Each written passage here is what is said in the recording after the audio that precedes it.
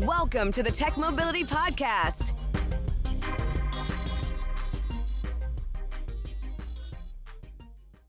I'm Ken Chester.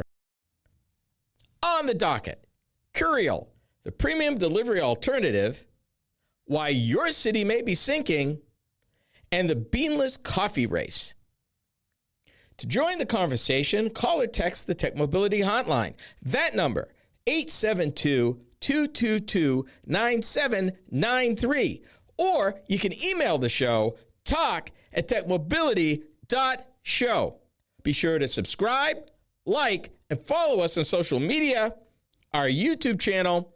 And for those of you that subscribe to Substack, you can find me there too, at Ken, the letter C, Iowa, spelled out. So that's Ken, K-E-N, the letter C, I-O-W-A. I am there as a proud member of the Iowa Writers Collaborative.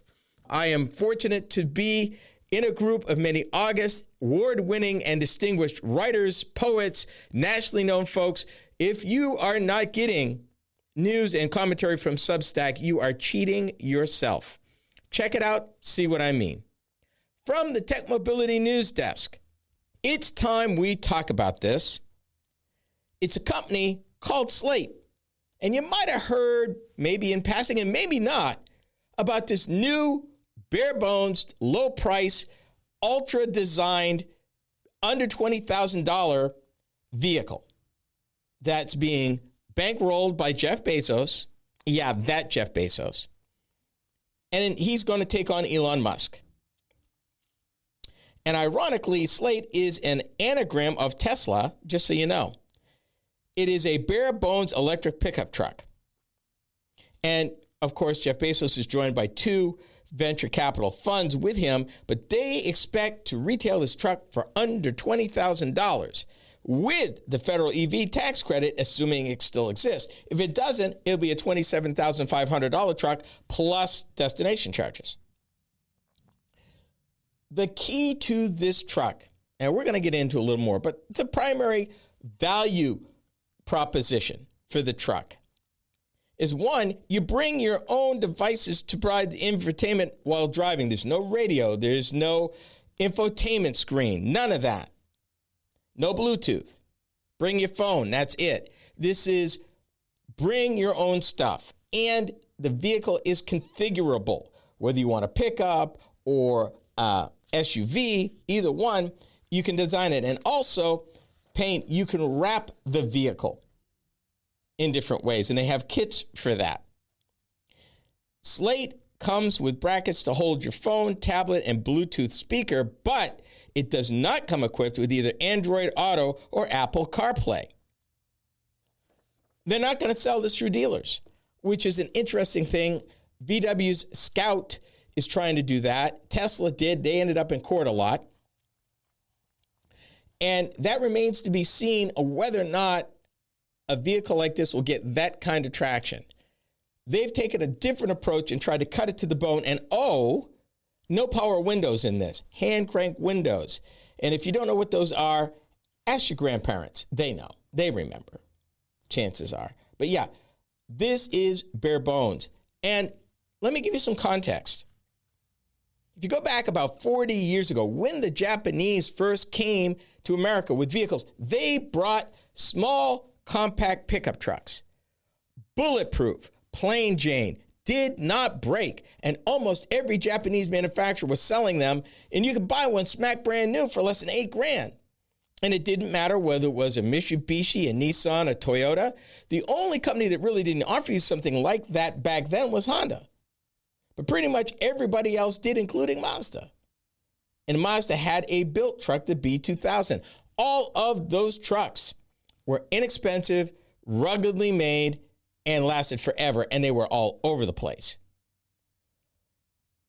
This group believes, Slate believes, that there is a market, once again, at the very low end, at the entry level, for a vehicle like this. That if they cut everything to the bone and get rid of a lot of the stuff that you can do without or otherwise get around, that they can get the price of the vehicle down. Now, why does this matter? We've said it here many times, and I'll remind you again, the current average transaction price, not the sales price, not what's on the sticker, the transaction price, the price at which the deal is made to buy the vehicle, is hovering on average for a new vehicle in the United States of America, $50,000. That means half or below, half or above.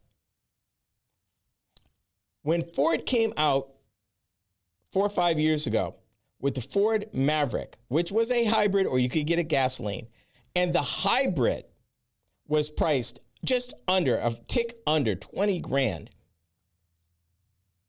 The response was such that Ford was sold out of that model for 2 full model years. And Ford, being a much larger company, would offer more than Slate, but then again, you've got the fullness of the Ford parts bin and the size of the Ford Motor Company to beat the price down because Ford wasn't doing any heavy engineering. They was picking parts out of the parts bin and still made for a pretty remarkable truck. I reviewed that truck in Nashville about 5 years ago and was amazed as I was going down the highway at highway speed plus a little bit-ish. My fuel economy, average fuel economy, was actually increasing. So I understood it. Slate is looking to tap into that. Here's the challenge, though. For example, instead of steel or aluminum, Slate's truck body panels are molded of plastic. It means you've got a superstructure that will hold them, but you're not touching metal. You're actually touching plastic. Question number 1. I live in the upper Midwest. It gets brutally cold up here in the wintertime. Things get brittle up here at 40 below, 50 below, 60 below. Will this plastic be brittle? And if it gets tapped, break, shatter? That could be expensive, unlike steel or aluminum, which you just take it. So that's one thing to think about. Because there is a lack of paint, they're not painting these trucks. You can wrap them in various wrap kits to reflect color or design or whatever you want. Their point is that this truck is affordable, deeply customizable. To give you an idea, you can transform it from a 2-seater pickup to a 5-seater SUV. And that when the vehicle does actually launch, consumers can choose from 100 different accessories that buyers can use to personalize the truck to their liking. So let's be real for a minute. They're talking a sub $20,000 price for the basic truck. You and I both know, by the time you get this truck the way you want it, it's going to cost anywhere from $3 to $5 grand more than that. Because if they've got 100 different accessories, you're going to want some of them. Because, a basic truck, yes, but you're not going to buy just a basic truck. You're not. That is why most automakers now, what they sell is the high end of what they build, and that's where the demand is. And that's why they sell it. So it'll be interesting. Here's something that I'm trying to figure out how they're going to get around. And it's a quote. It's been engineered and will be manufactured in America. Okay.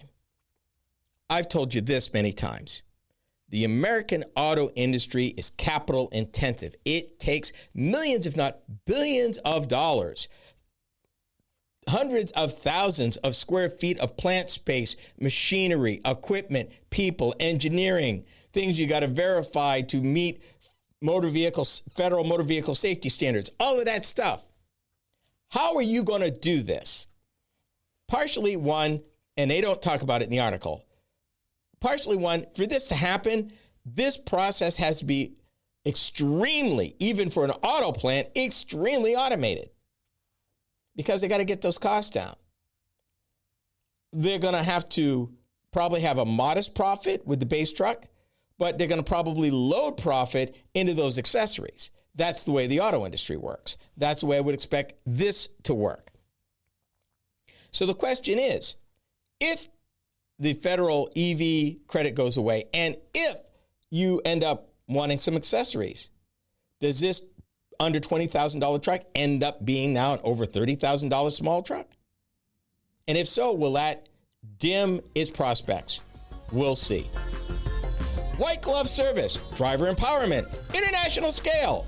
Welcome to the Courial Premium Delivery Alternative. You're listening to the Tech Mobility Show.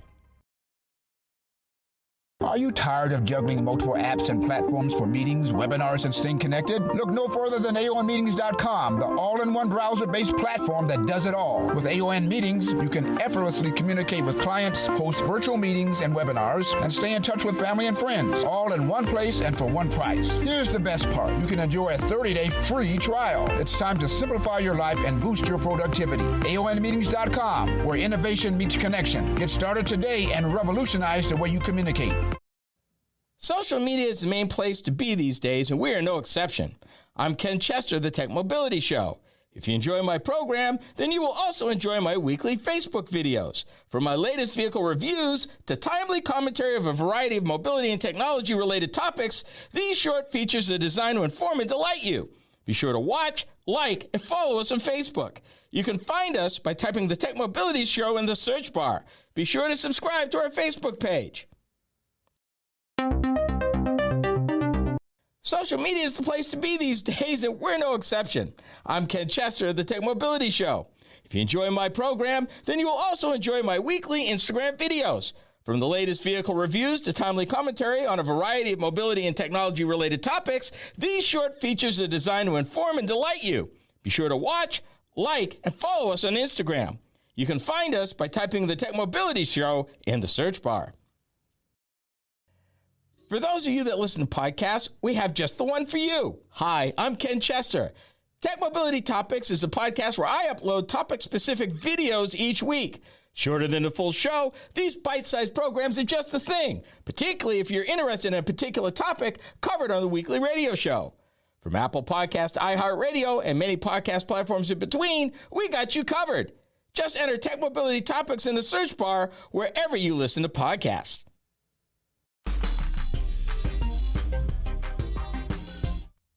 This is your chance, America, to show the world's great road cars just how good an American car can be. The name of this great new car is Pontiac 6000, an exciting new front-wheel drive automobile that does its talking where it counts, on the road. It's loaded for bear with an electronically fuel-injected four-cylinder engine, McPherson strut front suspension, power rack and pinion steering, and available V6 or diesel. Pontiac 6000. Now the excitement really begins. Okay, so much to unpack here, so I will give you the cliff notes. This was 1982. The Pontiac 6000 was part of a group of cars known as the A-bodies. They were also the Chevy Celebrity, the Oldsmobile Cutlass Sierra, the Buick Century, were all on that chassis. It was GM's first kind of family-sized front-wheel drive cars. And this is them trying to build excitement into a vehicle that, honestly, compared to the other vehicles and the nameplates, were what we call badge engineered.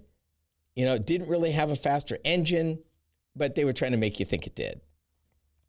And the things that they bragged about. But it was 82. It was 43 years ago. 43. And Pontiac hasn't been a brand since 2009. So that's literally 16 years ago that Pontiac went away. But yeah, it was a big deal. Pontiac was the excitement division of General Motors, and they did have some performance. We should talk about the old Firebirds from back in the day sometime. And I'll share with you my experience with the WS6 Ram Air package. Scary stuff, but really fast. Here's a name I want you to remember, because you're going to hear it. In the future, you're going to hear it. And I want you to understand this is one of the first places in the United States you have heard it here first. The man's name is Herb Coakley. Herb Coakley. Normally, you wouldn't know Herb Coakley. He used to be a driver for Uber and Lyft. You might have known him because he founded an outfit called Maestro, that's M-Y-S-T-R-O, which was an app that helped gig workers juggle multiple platforms. But like so many entrepreneurs that start a business, you get a business going, you bring people in, they kick you out. Happened to him. And he found himself back driving for Uber. And he came up with an idea. The idea is Courial. a premium delivery service that respects the people doing the work and wows the people receiving it. This is big. This is topic A. What makes this business so incredible in today's world, he did not go to a venture capitalist. He did not go to the bank. He did not go to the SBA. But the vision that he had for this business was so clear, and I'm not even lying to you, that as he shared it, like any entrepreneur would share it, obviously, while he was driving, one of the people he was carrying was willing to invest. Again, that is how we start Maestro, and they wrote him a check for $100,000. No bank, no pitch deck, just believing in the vision. He did not say how much money he raised that way with Courial, but he did say it was the same thing, and I want you to let this sink in 2025. Mr. Coakley's a man of color, number one. Number two, access to capital for a small business is a challenge regardless of what business you're in. And remember now, he's going up against Uber and Lyft, companies that have been in the space, companies that are worth billions of dollars, billions. And yet his vision was so defined, so clear, so compelling that someone was willing to back him. He did not have a pitch deck, which, if you don't know what that is, it's a proposal typically that you present to potential investors about your business. It has projections, what you expect to do, your marketing plan, your team, all of that. He did none of that. He didn't stop there. He is building a world-class brand without relying on venture capital. But he said, I didn't just start Courial, I lived it. And he realized the inequity of how Uber and Lyft treats drivers and their customers. This time, though, he thought that he wanted to build a company that's about empowerment, that's about creating a premium delivery service. I'm talking white glove delivery service that respects the people doing the work and wows the people receiving it. Think, if you're not used to the private car business, you used to see a lot of black Lincoln Continentals, Lincoln Town Cars, same kind of thing, very personal service. I have been a customer of those. You have your driver and they pick you up and they take you wherever you want to go. With Uber and Lyft, even though they've tried to keep a piece of that or build out a piece of that, they've largely commoditized ride hailing and ride sharing. You don't get that level anymore. And because of the way that they treat their drivers, there's really a disincentive for your drivers to go that extra mile, do that extra thing. And this is where, in the true spirit of capitalism, that Herb Coakley saw an opportunity. To answer the question, Courial operates in a competitive logistics space. What sets your platform apart from Uber, DoorDash, and the rest? Here it is. He says, the big guys, they play the numbers game. Something you should remember, and this applies to all small businesses, we play the relationship game. Courial is designed to be more than just another app. It's a trusted extension of your brand. Those are not just words to Herb Coakley. He goes the extra mile. We focus heavily on presentation and performance. Our folks show up on time, looking sharp, and moving with purpose. In some companies, I've heard that called moving with urgency. And he admits, if you're driving for Uber or Lyft, doesn't automatically mean he'll take you. It's not easy. We're a white gloved and we're strict, meaning he's got standards.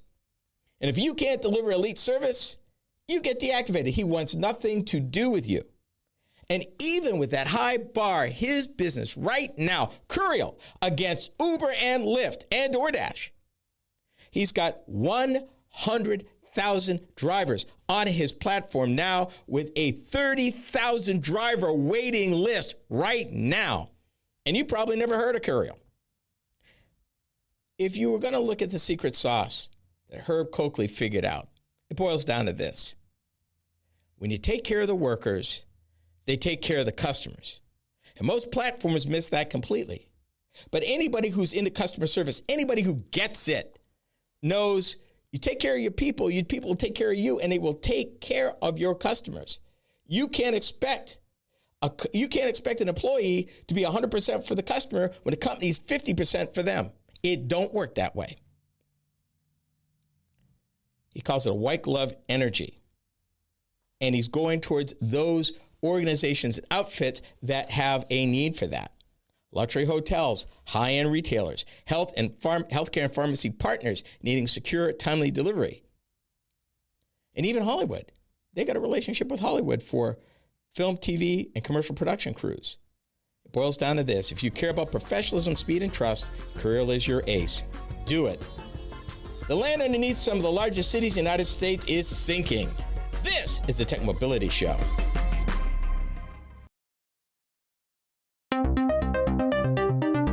Do you listen to podcasts? Seems that most people do. Hi, I'm Ken Chester, host of the Tech Mobility Show. If you've missed any of our weekly episodes on the radio, our podcast is a great way to listen. You can find the Tech Mobility Podcast just about anywhere you can enjoy podcasts. Be sure to follow us. From Apple Podcasts to iHeartRadio and many platforms in between, we are there. Just enter the Tech Mobility Podcast in the search bar wherever you listen to podcasts. Social media. It's the place to be. We're no exception. Hi, I'm Ken Chester, host of the Tech Mobility Show. Several times a week, I post to TikTok several of the topics that I cover on my weekly radio show. It's another way to keep up on mobility, technology, news, and information. I've built quite a library of short videos for your viewing pleasure, so be sure to watch, like, and subscribe. That's the Tech Mobility Show on TikTok. Check it out.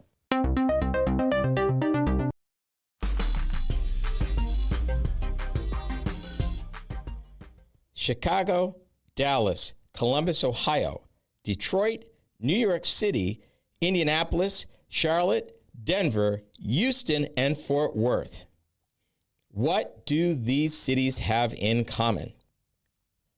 98% of the cities I just mentioned have some sort of what they call subsidence going on. If you don't have enough to be concerned about right now, consider this. The land underneath those cities is sinking, threatening roads, rail lines, and the like, according to new research. But ironically, that subsidence is not happening in the same way in each place or even across one city. What's going on? This is topic B. It is a slow, gradual sinking. In other words, it's not dropping inches or feet every year, not like our coasts. And for the most part, a lot of those cities are not on the coast. They're in country.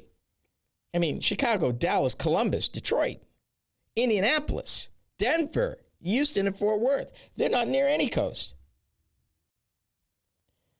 While this has been a concern in coastal cities, obviously,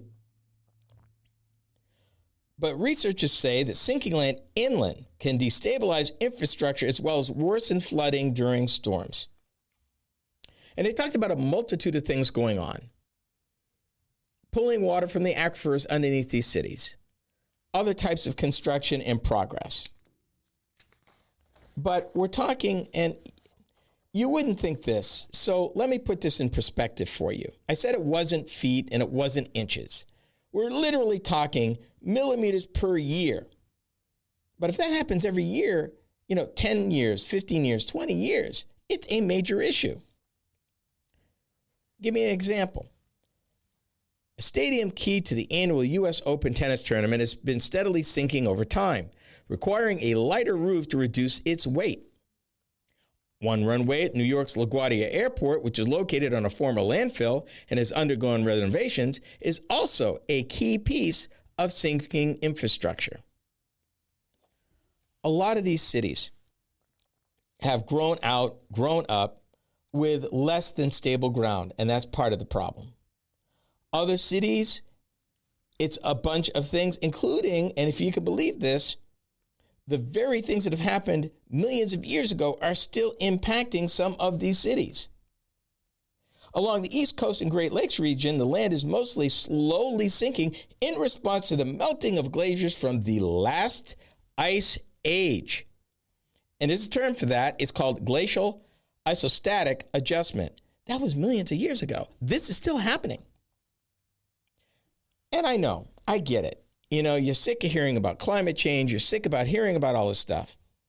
But you need to know, if you are a planner in these big cities, if you are looking at infrastructure in these big cities and you are needing to spend millions, if not billions of dollars for roads, bridges, pipelines, other service things for utilities, electricity, internet access, all of this stuff, it matters. Because just a little bit over maybe 15, 20 years could cause some real problems and outages. And what they're also saying is because of this gradual sinking, and it's slow, but it will make things even worse in these cities due to flooding and weather when extreme weather hits them. In the case of New York, the weight of the buildings is literally pushing down the soil. The concrete jungles also absorb more heat, which can be transferred underground and can deform the soil and rocks. And this is the case in Chicago. If you think about this, cement holds heat. The more cement you got, the more heat it holds, particularly in the summertime, and the slower it cools. And we think that's all just above ground. But that heat goes into the ground and starts to manipulate the soil in certain ways. That's what's going on in Chicago. In the case of the Pacific Northwest, it's a whole different game. You are in the ring of fire. You've got where two tectonic plates are coming together. So that's a whole different thing that they've had to deal with for years. The Pacific Northwest is subject to tectonic plate activity where one plate goes underneath another plate and drive sinking. But that has always been.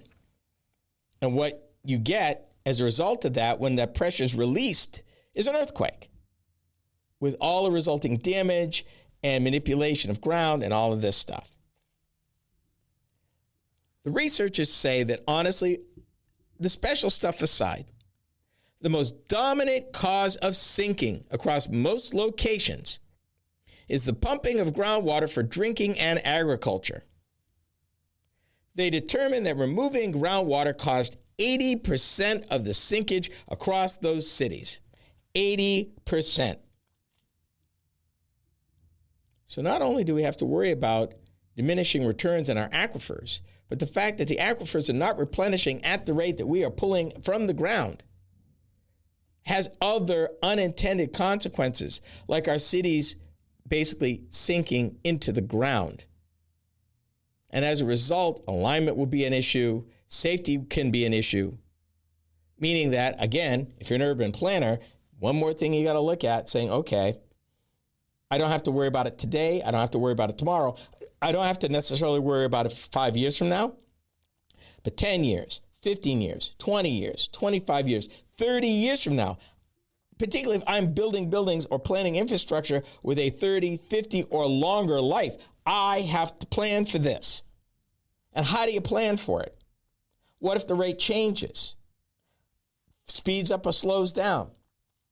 What if climate change or weather or extreme events throw out a curveball that was not even factored in that changes the equation? These are the things that urban planners are looking at in terms of laying out cities and making sure that goods and services can be delivered. Water, sewerage, power, internet, all these things that a city needs to run. That for the most part in the inner cities, this stuff is underground. What do you do? What do you do? The rates are slow, but they are looking at it. Let me give you an idea. Here's some more that you need to think about. For example, Sinking land makes flooding risks worse because it can trap stormwater for longer periods. During Hurricane Harvey in 2017, the researcher found that 85% of the flooded area in the Houston-Galveston area subsided by more than 5 millimeters per year. During Hurricane Helene in 2024, subsided areas may have made it harder to clear the flooding in the following days. And if you remember 2017, Houston got 40 inches of rain. 40. We are talking about Noah-type flooding. Arc the whole bit. Imagine if the city's shrinking at that rate and can't void the water. Disease issues, mold issues, being able to habitate in those neighborhoods, all things to concern about, all things to worry about. Curveball.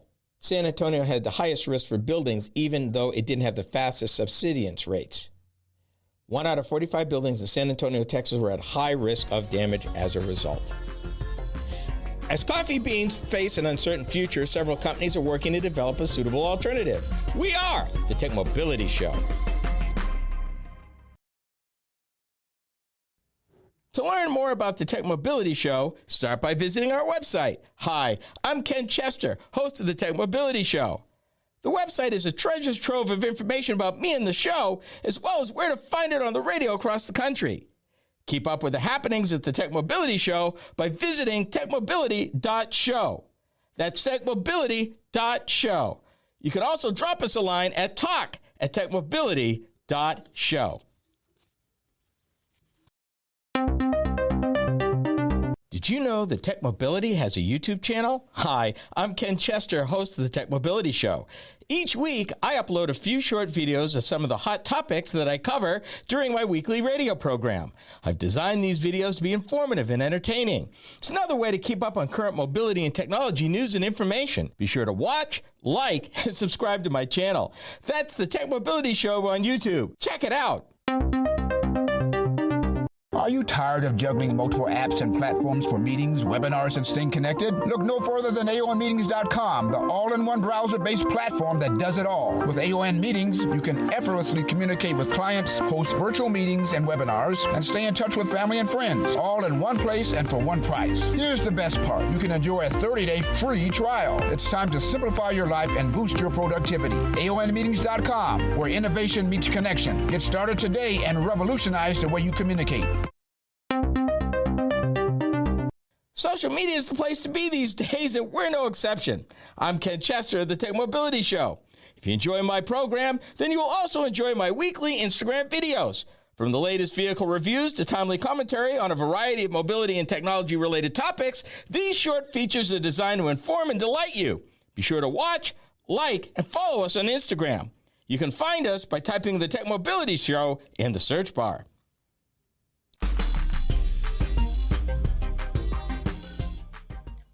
Coffee. As the cost of it continues to rise due to increasingly volatile climate patterns, the demand for coffee globally is increasing.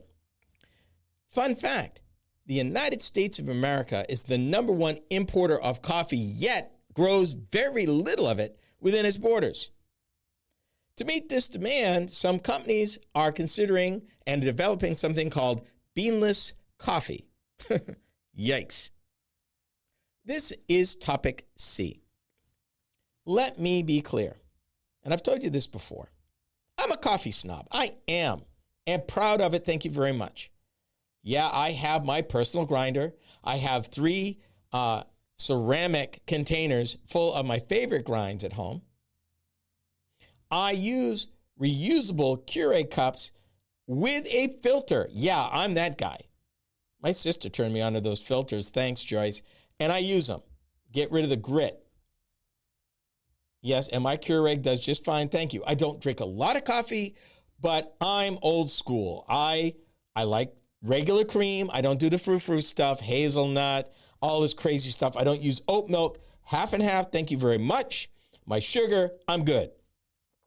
The only change I've recently made is I found a creamed cinnamon honey. That is amazing. That I put in my coffee, which is excellent. Other than that, I'm coffee bean to the core. But apparently I must be in a growing minority. Now, I'm sorry, I pay for my coffee, but they say ground coffee has hit a record high of $7 a pound in March, up from $4 in January 2020. All I know is when I buy my coffee, I'm paying for a little less than a pound, and I'm paying between $12.99 and $14.99 for it. And it's gone up a little bit. Absolutely. So what's going on? What are we doing? We reported here a few weeks back how the Gen Zers are most likely ordering a cold coffee, loading it with creamers, syrups, and other modifiers than any age group before. Yeah, they're the ones into the frou-frou stuff. That would be my daughters. Now, I don't do that, and I told you that, I don't. If you've ever had an iced strawberry oat milk latte, short answer, no. No, ew, no. Then you know these new brews often taste like nothing the black coffee older generations are used to drinking. You're mighty right. I don't even know. I can't even get my thought process around an iced strawberry oat milk latte. And yeah, I go into Starbucks, all that other crazy stuff. I want vanilla flat mocha with no, wrong guy. I walk into Starbucks. I want Pikes Peak, leave room for cream and sugar. I want a medium. Thank you very much. That's me. However, all this is leading coffee to places it's never been before, and to versions that ain't even coffee at all. I call it Frankenbean. Unlike conventional coffee, which is brewed from roasted coffee beans, yes, the way it's supposed to be, beanless coffee is made from other natural ingredients like chickpeas, date seeds, and caffeine from green tea. What is that? Ew, no. I want coffee, real coffee. I just bought, in fact, at Farmer's Market, I got a little Slate coaster that says, I drink the coffee, then I do the things. Yeah, coffee, not this weird stuff. These ingredients are typically bathed with a proprietary caffeinated solution, and they're roasted to create the same molecular compounds that exist in a roasted coffee bean. I'm sorry, no. I'm sorry, I'm just going to be a Luddite on this subject. No. Coffee. Let's introduce you to a couple of companies trying to do this a little different. This company is called Atomo. They're a Seattle, Washington-based company that makes beanless coffee from several upcycled and natural ingredients, including date pits, potato, carrot, guava, lemons, fenugreek, strawberry fiber, and sunflower. I don't even know what that is. But let me stop, because you probably heard the term and went, huh? You heard the term upcycled. I know you did, because I read it and I said, oh, what is that? Let me define that for you, because they use that a lot in this article. Upcycled, a material reused in a way to create a product of higher quality or value than the original. Bear that in mind. Not waste, higher quality. To create its beanless blend, a company started looking at thousands of chemical compounds within a cup of brewed coffee and engineered theirs from there. Now, this company found that date pits, when marinated in a proprietary solution and roasted, produce some of the same chemical compounds that appear in coffee when brewed. Tomo patented this process and technology and spent $2 million to build a 30,000 square foot date pit upcycling facility in Coachella, California, processing 5 tons of date pits a day. Partners that supply the date pits receive shares in the company for exchange for picking up the pits. They decline to review the numbers, but they've invested slightly ahead of revenue, meaning it's not broke even yet. Date pits. Now, I like dates, and I love coffee. Roasted date pits in my coffee? No, I'm not there. I am absolutely not there. Now, what they found out is that when their mix is finely ground and subjected to high pressure like espresso, its beanless coffee produced even more of the compounds found in traditional coffee. Then they turned around and invested $8 million more to build a second factory and roastery, and immediately started pitching its product to coffee shops with the hope of striking a partnership. And while coffee companies and cafes weren't eager to support a replacement product, you think, but they were eager to lower their costs in an industry that's getting squeezed to thinner and thinner margins. It's all about the money. You're going to mess with my coffee because it's about the money. And potentially reduce its effect on the environment. Here's where they came up with something. I'm still not sure I would do it. They call it half real coffee and half beanless, something called a 50-50 split. They wanted to do something better for the planet, and you have to do it at scale. By combining its beanless coffee with traditionally grown coffee, they found a solution that works for both cafes and consumers. So they think. I don't know. How do you feel about beanless coffee? Are you one of those that go there and you are great with the shots and all of this? I want 2 pumps of this and a little bit of that. And no, I can't even fathom it. I'm very simple. When it comes to my coffee, I'm very simple. Another company called Voyage. They make a beanless coffee from 2 ingredients, chickpeas and caffeine. And in case you were wondering, the other name for chickpeas, unless you were wondering, is garbanzo beans. Fun fact. It's the product of a 3-step process that is much less intensive and costly than that used by many of its competitors. Again, they start with raw chickpeas, hit them with that proprietary caffeination solution, then roasted just like green coffee beans, and then ground. Who knew?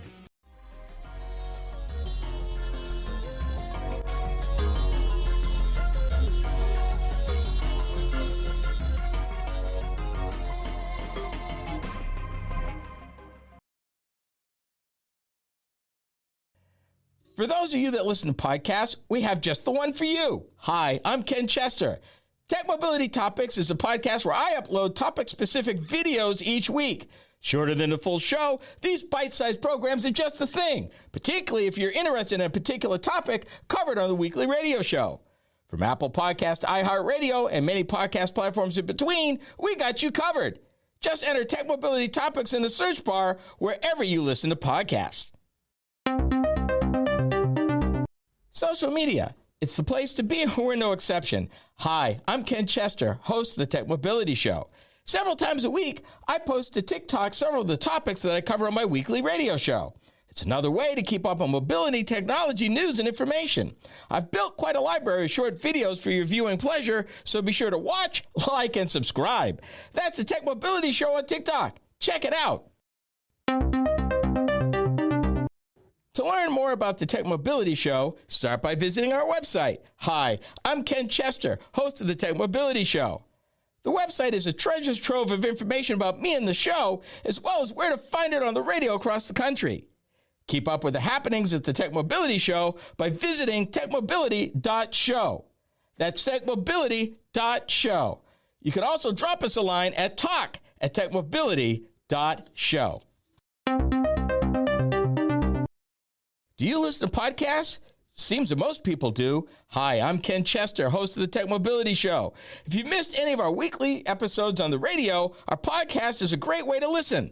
You can find the Tech Mobility Podcast just about anywhere you can enjoy podcasts. Be sure to follow us. From Apple Podcasts to iHeartRadio and many platforms in between, we are there. Just enter the Tech Mobility Podcast in the search bar wherever you listen to podcasts.